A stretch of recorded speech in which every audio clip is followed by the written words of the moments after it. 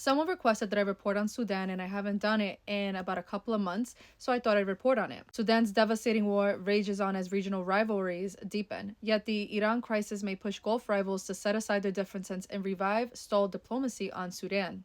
Sudan's G side will soon enter its fourth year with no end in sight. The conflict has drawn in other regional actors who support and sustain the war by backing Sudan's belligerents. This risks precipitating a much wider fallout in the region with severe consequences in and out of Sudan. Sudanese civilians are paying the price. Militarily, momentum has swung back and forth between the Sudanese army and the paramilitary. The RSF, today the front line, largely runs along west central Kordofan with no decisive break in sight.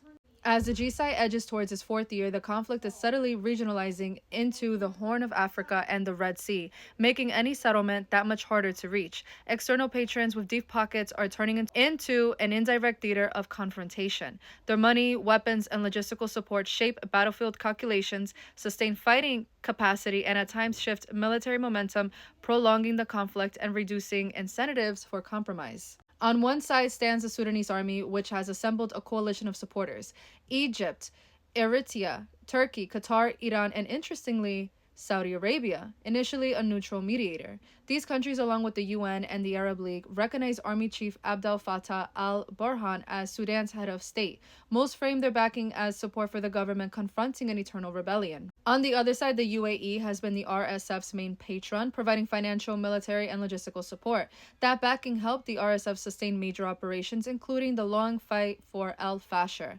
When the city fell after a siege stretching roughly 18 months, images and testimonies of atrocity spread. Blank, blank, blank, and blank, blank. The horror prompted a wave of critical coverage of Abu Dhabi's role, but this has not had an effect on Emirati support. The U.S. remains at the center of the push to end the war, despite ongoing questions about whether the Trump administration is committed to seeing these efforts through. Those questions are likely to grow amid the war launched by the U.S. and Israel against Iran, which has retaliated by also striking states across the Gulf.